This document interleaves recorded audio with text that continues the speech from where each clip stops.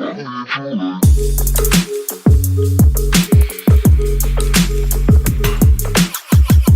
everyone, what's up and welcome to this video. This is CryptoVert, and I had a interesting conversation in my Facebook group, and I asked the group what was the number one topic they wanted me to go over, and overwhelmingly the answer was how to market their NFTs. And so luckily my background is in marketing, and I've seen so many different opportunities of how to apply my background to what I'm doing in the NFT space now. And so I came up with this quick video. I'm going to go more in depth in my Facebook group, but I just wanted to put this out there because I know that a lot of people are coming into this space and they have a lot of questions on what they can do to kind of market their NFTs. So let's get into it right now. All right. So the first thing I want to bring up is there's power in storytelling, right? And with so many people in the marketplaces right now, just pushing their work, just pushing their art, like it's amazing. There's so many different artists, but how do you cut through the noise, right? And so one of the ways that I would do that is to use the power of storytelling, right? There's something called the story brand framework, which is based on a book by Donald Miller. It's a little bit different. I've kind of reworked it a little bit to work for artists, and it could still use some work, but I'm gonna go through it in a minute. But a connection to you, right? Your art, your journey. People don't buy what you do, they buy why you do it, right? And so I wanna get into a few ways that you could tell your story. This is the tip number one for how to market your NFTs, right? So this is kind of what I came up with to rework the story brand framework. It's changed from the aspect of the customer or the other person that you're trying to talk to is the character to now you being the character, giving them an authentic way for them to connect with you, right? So I'm going to go over this and then I'll give you some examples, maybe some personal examples of kind of for me in my journey currently, right? So you'd introduce the character and talk about something deep that they want, right? Something that you've wanted your whole life, maybe. And then maybe there's a problem that you have with why you don't have it or why you can't attain it, right? People can connect with that. Then we go into who is your guide or who's your inspiration for your art? What inspires you to create whatever it is that your art is? And I'm going to go back through this whole thing with examples, like personal examples, right?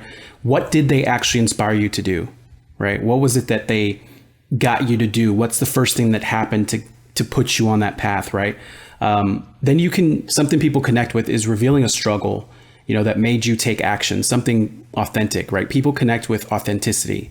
And so what was the outcome? The next thing would be, what was the outcome of that thing that you took action on, right? Maybe you tried something and you failed, or maybe it turned into a great success. Like, let people feel that with you.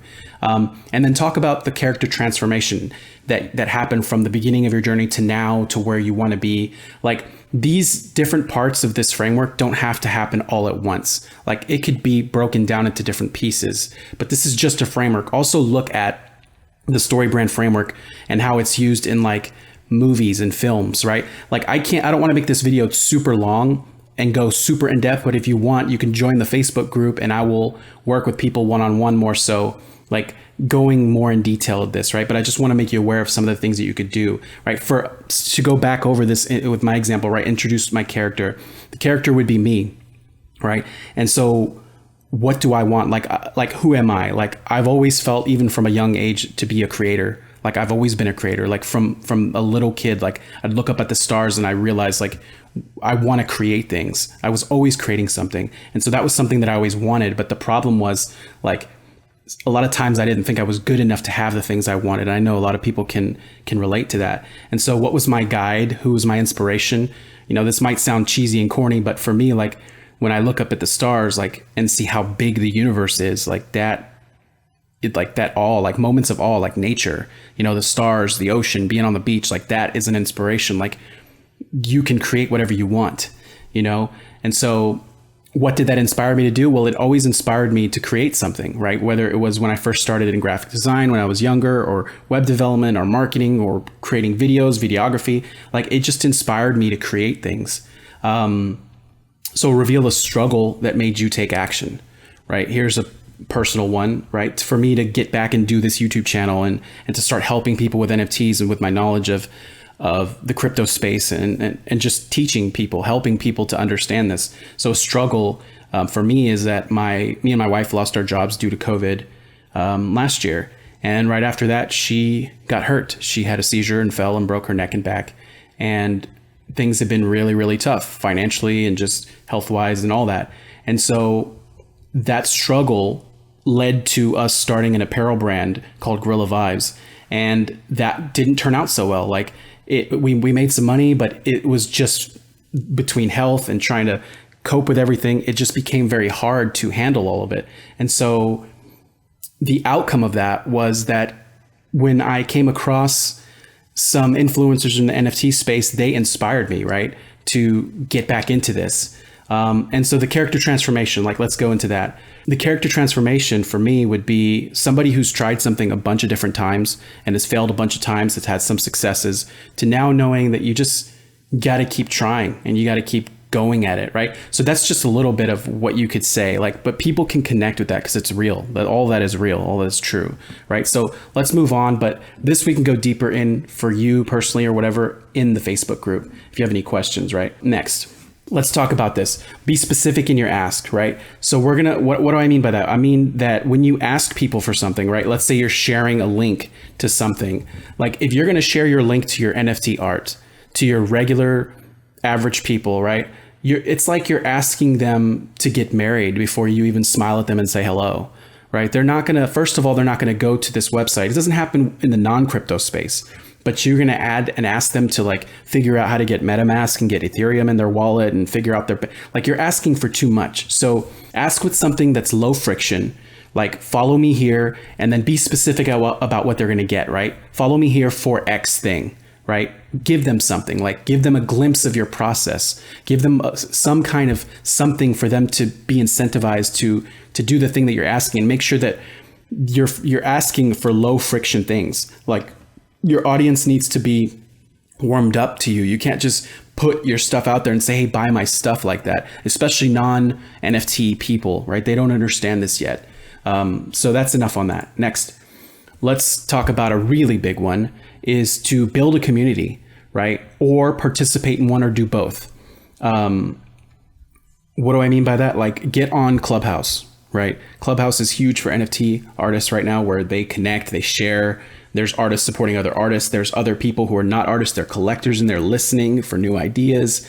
Like get into a community and also start building one of your own, right? Telegram groups, that has voice capabilities like Clubhouse for the Android users. It's not quite the same, but you could operate a Telegram group kind of how Clubhouse works.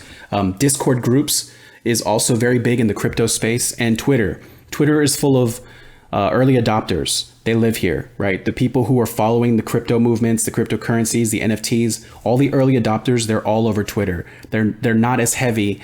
Obviously, they are on other platforms, but where they congregate at is Twitter. So you need to get on Twitter. You need to understand Twitter. And for me, I never liked Twitter. I never got into Twitter, but now I'm forcing myself to get into it. And that's what I'm noticing. That's where they're at. So you need to be there. You need to create a presence there. This is really important. So you need to capture the interactions. Find a way to capture the interaction. What do I mean by that? I mean that if you send someone to your Rarible profile or your foundation profile and you don't have a way to reach back out to them, then they might not be ready to buy right now. Majority of people are non-buyers. They just want to look. They don't know you yet. So you need a way to communicate with them. So create channels for them to communicate with you and take your story off the marketplaces. And I don't mean like don't share your story on the marketplace. I mean, tell your story on your own website. Build a funnel that tells your story. Tell your story on Instagram and on your social media profiles. That way people can get to know you and connect with you before they ever go and try to buy something from you. The other thing is most people won't buy anything from you. Most people that see your stuff won't buy. But if they connect with you, they'll share your stuff. They'll recommend you to someone, or they'll recommend someone to check you out, that kind of thing. And that's kind of really important when you have so many people just sending out these links to marketplaces. Hey, like buy my stuff for 3 ETH right now. Like a lot of people can't afford that. And there's other platforms where you can do stuff for lower friction, less cost, right? So just think about that. Have a way to communicate and capture these interactions that you're having with people. Now, this is a big one that I think most people are underestimating, okay? You need to understand that the current audience right now, in the beginning of, we're in March 2021, things will change as time goes on, but the current audience is going to be crypto friendly, NFT people that already know about crypto, people that already know about NFTs. Onboarding the average person is going to be very, very difficult. Okay. So you need to connect with people that are crypto aware, and the early adopters, like I said, the people that want to be on the cutting edge, that are willing to learn, that are willing to do the things like get a MetaMask wallet, figure out how to get money over to an exchange, or get on Coinbase and buy cryptocurrencies and they never done it before. Like that's a small sector of people that your audience is your available audience right now, right? But start to build now so that the future, as things get easier, as there's better on-ramps, you'll already be established in the space, right? So mass adoption is going to happen when grandma can NFT, right? When grandmas can get on there and they understand how to NFT, which I do believe when, the interface, the on-ramp, like things like MetaMask, the wallets get super user-friendly and super easy to where grandma can do it, that's when we're going to have mass adoption.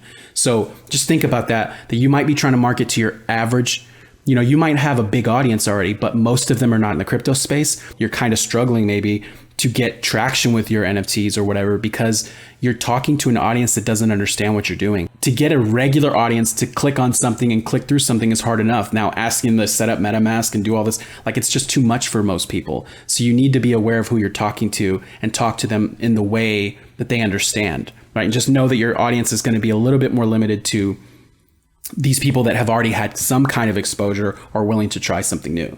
Okay. And that's my 5th tip. That's what I got for you guys. If you have any questions, let me know. There's some links to the Telegram. There's links to the Facebook group in the description. And I hope this was valuable to you guys. Again, this is CryptoVert. Have an awesome day.